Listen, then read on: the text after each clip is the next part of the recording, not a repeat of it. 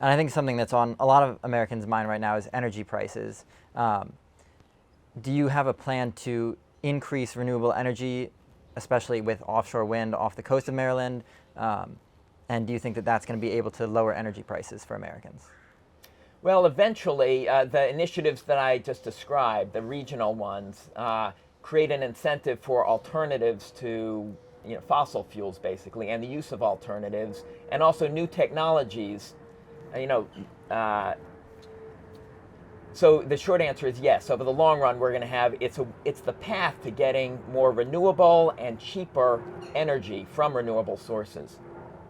I do support increasing, wind power, including wind turbines off the Eastern Shore.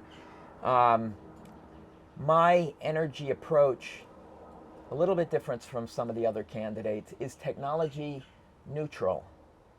In other words, in general, I support government setting, either through these regional initiatives and caps on carbon emissions or performance standards and so on.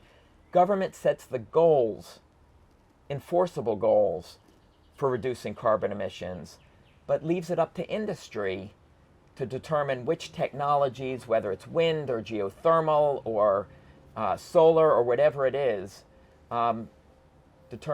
industry determines how to get us there in the most cost-effective way, given current market, conditions and all the rest, and latest technology developments. I'll tell you one other thing, not to filibuster here, but we live right next to the C&O Canal. You can go for a walk after we're done with this interview.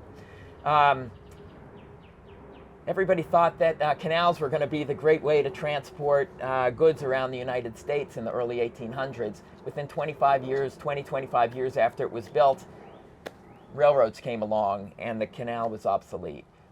Technology is unpredictable, and that's why we need to be flexible with wind and all the other methods in determining how we're going to meet the goals of reducing carbon emissions.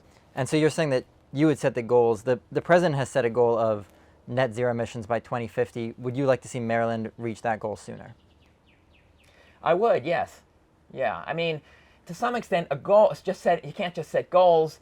What I'm offering actually is not just, to set a goal is good, but it's a little bit about, it's like a plan to make a plan, okay? What I'm offering, that again is different from the other candidates in this race, are concrete steps like the ones I've described, these regional initiatives and so on. I would be a leader in that, the concrete steps to get us to very substantial reductions in carbon emissions. So you would rather not set a date goal. You are more an advocate of having these concrete plans and letting the goals come into place, if you will.